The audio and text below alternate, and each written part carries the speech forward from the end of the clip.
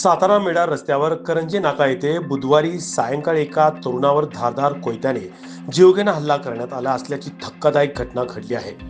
अक्षय रामदास गाडे राहणार सातारा याच्यावर अज्ञात कारणावरून कोयत्याने वार करण्यात आलाय.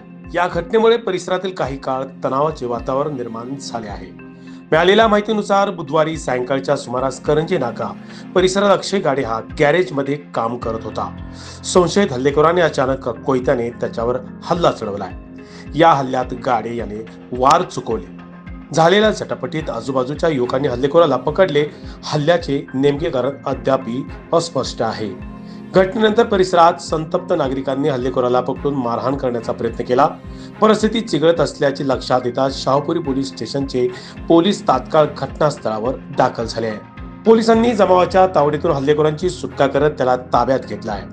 मी काम करत होतो. मला काय माहितच नाही. डायरेक्ट कोयता मारला डोक्यात. वर बघतोय तर परत दुसऱ्यांदा मारला.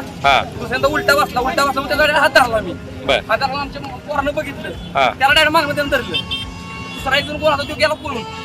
ह्याच्या आधी काय तुमचं काय कारण काय नाही, काहीच नाही, विषय काहीच नाही. यावेळी पोलीस निरीक्षक सचिन मेहत्रे घटनास्थळी उपस्थित होते. काही संतप्त नागरिकांनी त्यांच्याशी हुज्जत घालण्याचा प्रयत्न देखील करत हल्लेखोराला आमच्या ताब्यात द्या अशी मागणी पोलिसांकडे केली. मात्र पोलिसांनी संयम राखत परिस्थिती नियंत्रणात आणली आहे. या प्रकरणी शाहपुरी पोलीस ठाण्यात गुन्हा दाखल करण्याची प्रक्रिया रात्री उशिरापर्यंत सुरू आहे. हल्ल्यामागील कारणाचा शोध पोलीस घेत आहेत.